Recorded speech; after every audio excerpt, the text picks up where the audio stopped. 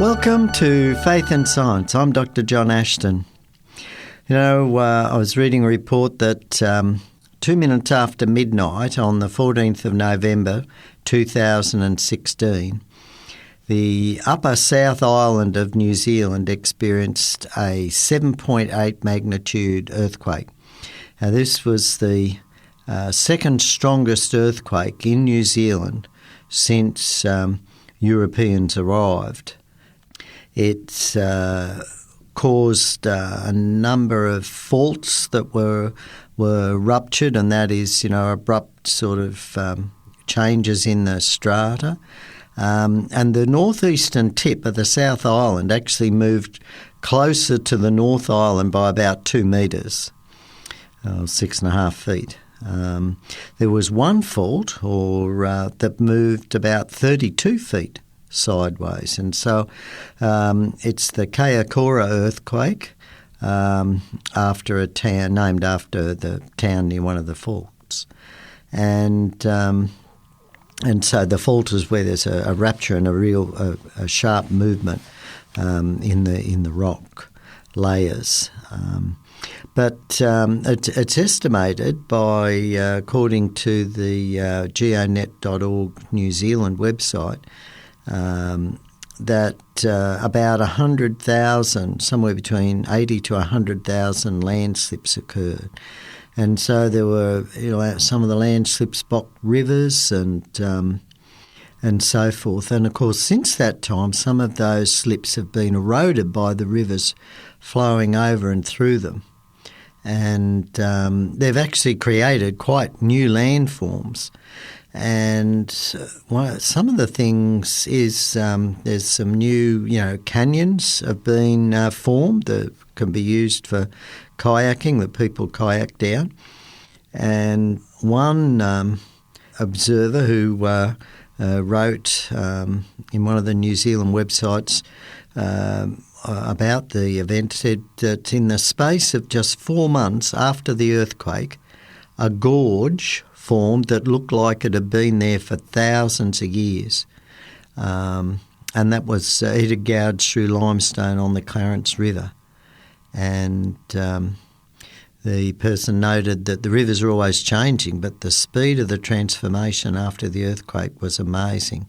And he was one of the people working in the rafting industry. Another rafting operator is quoted as saying, this gorge looks like it could have been here for 1,000 years, but was created in 4 months. The earthquake brought an entire slab of limestone up out of the ground, and the river cut through it just like a saw. And this is one of the things that, has impressed me. When we look at these ages, and often we go out and we see signs about things millions of years old and so forth, what's happened is our education system for decades now has been conditioning us that the surface of the earth is, hundreds of millions of years old. And so people tend to look at things, and we look at this in our framework, in our mind, that these things, took thousands, different rock formations must have taken thousands of years to form and all this sort of thing. Whereas in actual fact, examples like this show that, these different canyons and that formed in just a very short period of time, in the case of these ones in New Zealand, just in a few months. And it's very interesting that we see that these changes in the landform can occur very quickly and produce massive changes, very different changes. And again, this just so typifies again the sort of mechanisms, but on a much larger scale, that would have occurred during the global flood. The global flood as described in Genesis, the book of Genesis, because the huge amount of water involved would have produced, unimaginable hydraulic and tectonic forces and upheavals. And we know that there was a lot of volcanic activity at that time. Now, I remember seeing a very high-profile song singer and actor person who just thought, this whole concept of, the global flood and Noah's Ark, it's a silly children's story. But there's overwhelming evidence for the global flood. And one of the important things that fits the Noah's Ark scenario is the reality that really secular geologists have no explanation that really fits the data to explain all these massive sedimentary layers over the world and several of the structures that we form, such as these water gaps, that is where a river has cut through a mountain range. Unless we've got this catastrophic event, we can't explain that.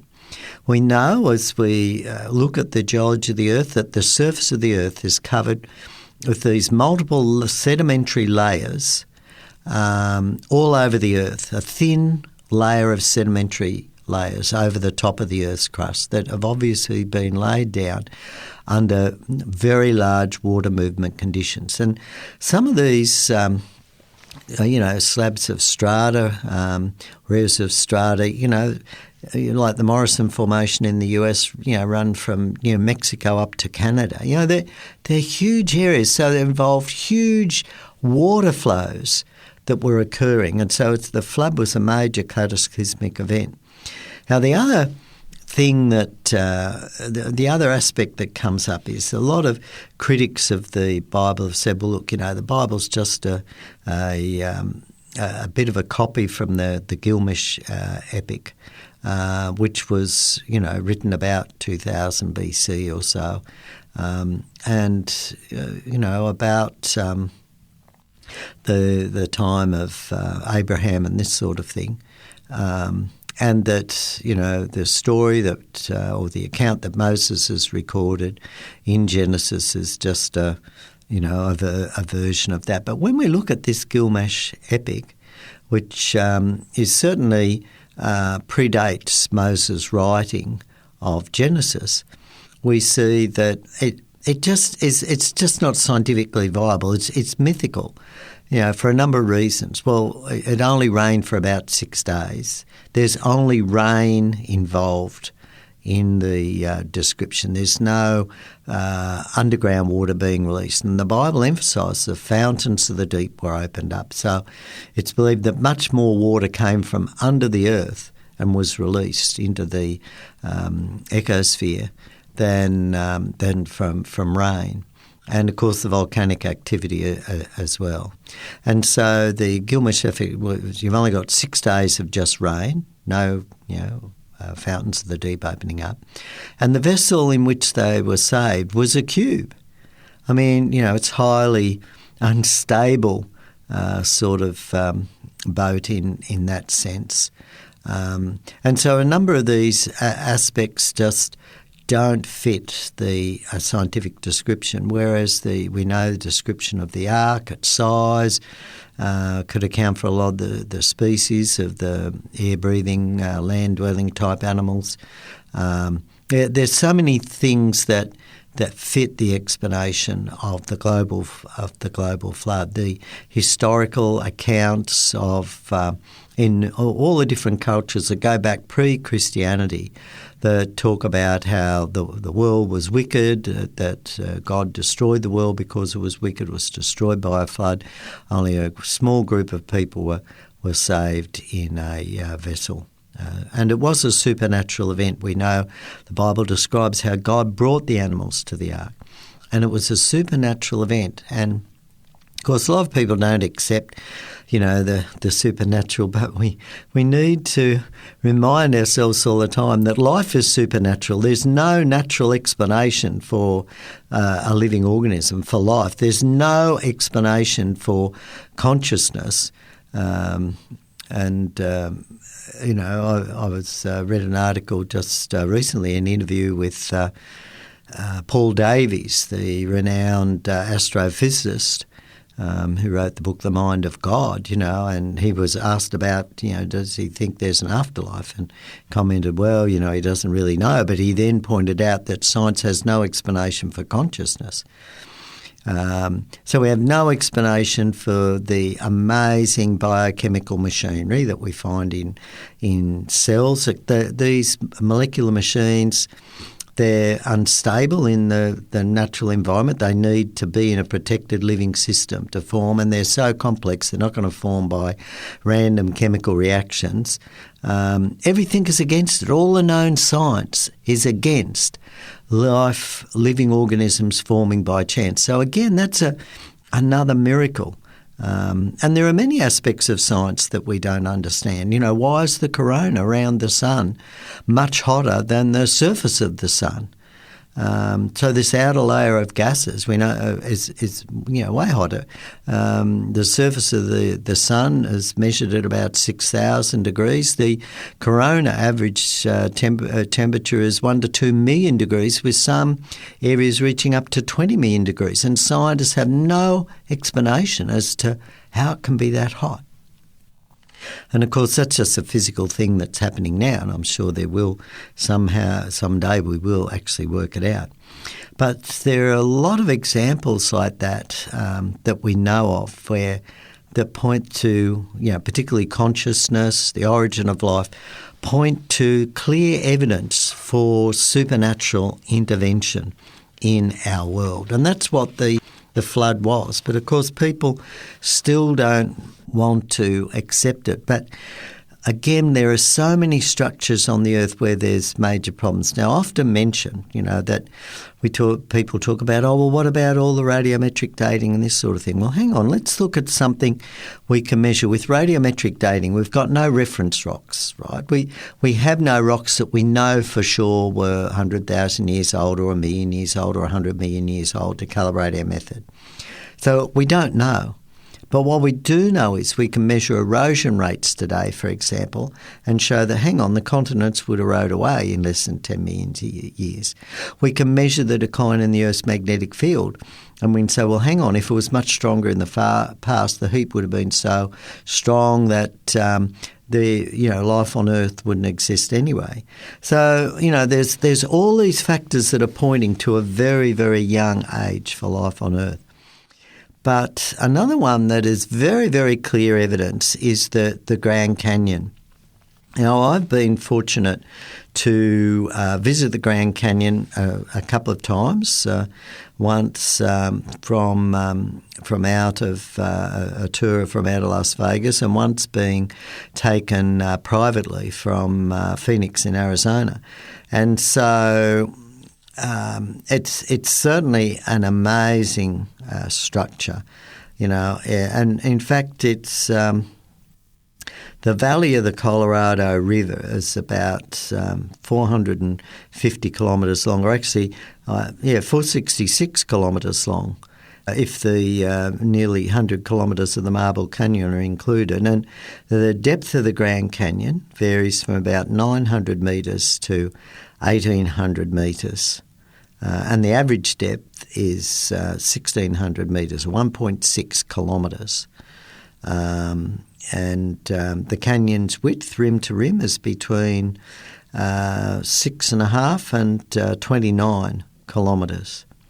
And so the amount of erosion that has occurred there is nearly 1,000 cubic miles of, or nearly 4,000 cubic kilometres of material has been eroded from that. That's 4,000 cubic kilometres of material. Carried by a river? No, it doesn't work.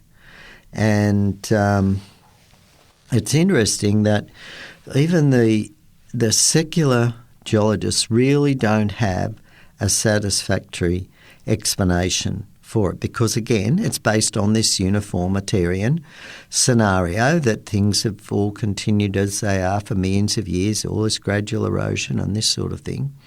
And they have to assume that the Colorado River or some earlier river cut the canyon. But the canyon's path does not follow the geological structures that logically it should follow. In fact, it cuts through high plateaus.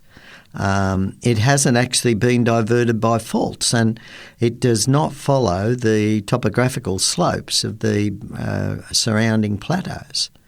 So the Grand Canyon itself is a classic example defying the principle of uniformitarianism, on which all secular geological interpretations are based. So here we've got this massive piece of evidence that we can go out and study today. We can walk around the perimeters. We can, fly over it. We can do aerial studies of the surrounding topology and so forth. And there's no explanation in terms of uniformitarianism of how that amazing canyon could form. Now, the creationists have, of course, look at it from the biblical perspective that was a global flood, and of course, flood geology provides a tremendous opportunity to explain the origin of the canyon. But some of the theories, again, that have been put up have been refined. One of the early theories that was put up was that when during the floods, a couple of massive lakes formed, and then suddenly, there was some sort of natural dam of sediment that had formed, and then suddenly that broke, and the massive amounts of water escaped. And there are two areas there nearby that could provide, such lakes that could have perhaps formed by the flood. But and if they breached, they would certainly, cut through the high plateaus and form the Grand Canyons. But one of the reasons against these models is that there actually aren't evidence of shorelines that we would have expected to form from the lakes, and Ice Age lakes commonly have them. And we know that the Ice Ages form after the flood. In fact, the flood is the best explanation for Ice Ages, and one massive Ice Age occurring after the flood. And the reason for this is, of course, that you had all this warm water formed after the flood. There would have been volcanic ash, and so this intense evaporation and decline in sunlight, the cycles would have, cooled the earth, and creationist meteorologists have studied this, done calculations and estimates, and it seems that the peak ice age would have occurred roughly about 500 years after the flood, and that, actually, explains perhaps some of the famines that occurred at Abraham's time and this sort of thing. So it would take us to around Abraham's time. And, why migrations occurred at that time and so forth. But again, as getting back to this lake theory, there aren't evidence for the shorelines, although we see that for the other Ice Age lakes. And secondly, lakes usually have their sediments in the deepest parts, and in these depressions that would have been the sources of the water if there had been a dam burst, we don't find the evidence of those sediments of the bottom of the lake. Secondly, a dam breach would not carve out long side canyons, and the Grand Canyon has two 1.6 kilometre deep, 50 kilometre long narrow side canyons that end at the Colorado River, one from the north and the other from the south. And so water from any dam breach would have been narrowly focused down the main canyon from the east and not down the side canyons from the north and south. And to have water flowing down side canyons, the water flow from the breach would have to have been over 100 kilometres wide. So generally, creationists now don't support the dam breach hypothesis, or a lot of them don't, and instead they feature a second or a different hypothesis that there was that from late flood erosion after the receding floodwaters formed a sheet flow or changed from the sheet flow over the surfaces into channelized flow, and it carved the Grand Canyon from the top down. And this late flood channelized erosion, so it's talking about as the flood was receding, the erosion occurred then, this channelized erosion, and actually it explains a lot of the puzzles that confound scientists in terms of the formation of the Grand Canyon. And so some of the creationists estimate that about 100 days or so after the flood's peak, massive sheet-like flows of water into the land flowed off the land into the deepening ocean basins, and these would have eroded, really, really vast areas. And we can see that. I think it fits a lot of the topology that we see in Australia, because these erosions would have planed a lot of areas flat. When you drive out through central Australia, vast areas of central Australia, and I've done a lot of four-wheel driving trips through the centre on the major four-wheel driving tracks, and it's so typical of topologies to see these plateaus rising up with just tabletop tops, just extensive, huge, flat, dead flat plateaus over huge areas. And so this is exactly the scenario that the creationist geologists are saying would fit the Grand Canyon as well, because the flow, even secular geologists accept that before the Grand Canyon was carved out, there was about 3 kilometre thickness of sediments that had been laid down by this massive turbulence and movement of floodwater.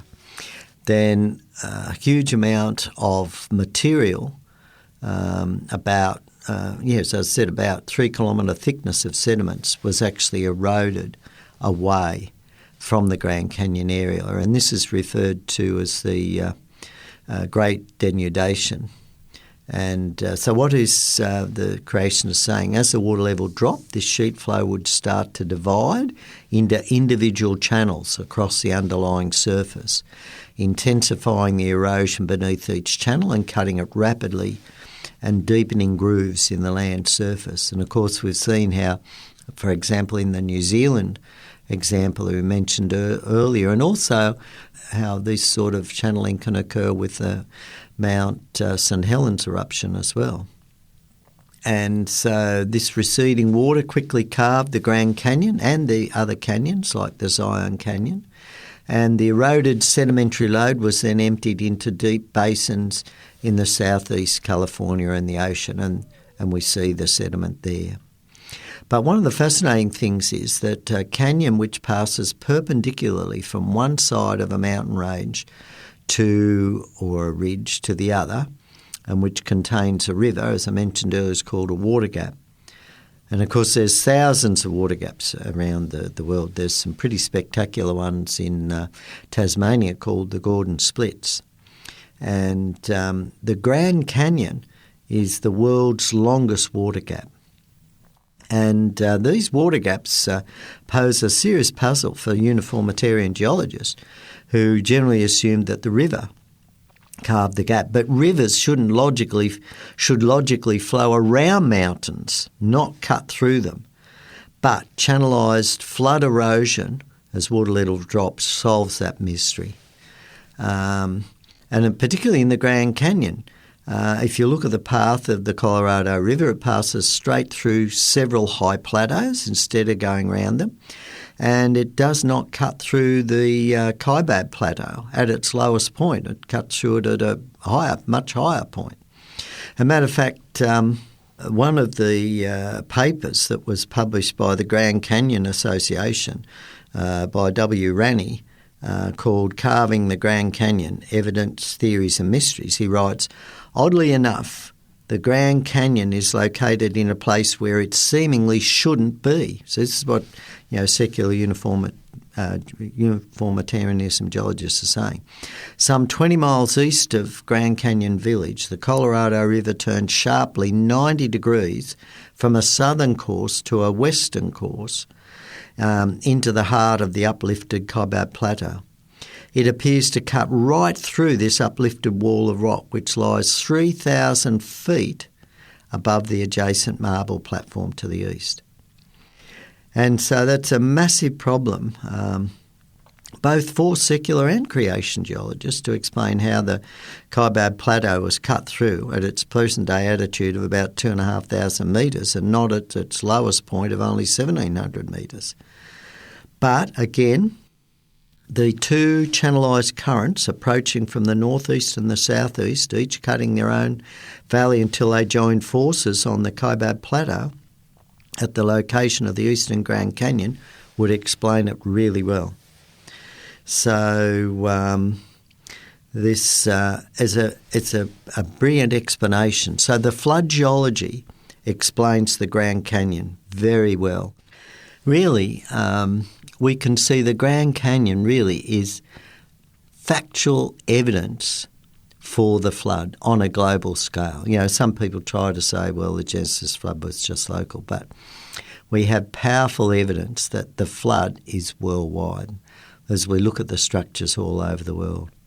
And of course, the Bible reminds us that just as the world was once destroyed by water because of wickedness, that it's going to be destroyed again by fire this time at the second coming of Jesus, that God is going to return, see what we have done to this planet, and those that have chosen the path of righteousness, chose the Lord Jesus, their Saviour, and want to do what is right. They will be taken from this earth. The dead in Christ will be resurrected, and then the earth will be destroyed by fire. So it's a very important choice to make while we can to choose God on the basis of this evidence. You've been listening to Faith and Science, and remember, if you want to re-listen to these programs, just Google 3ABN Australia, or one word, .org.au, and click on the radio button and on the listen, and you can re-listen to this and many of the earlier programs. And remember, if you enjoyed this program or found it interesting, please put links up on your social media pages and tell others about the important evidence we have that supports the Bible. I'm Dr. John Ashton. Have a great day.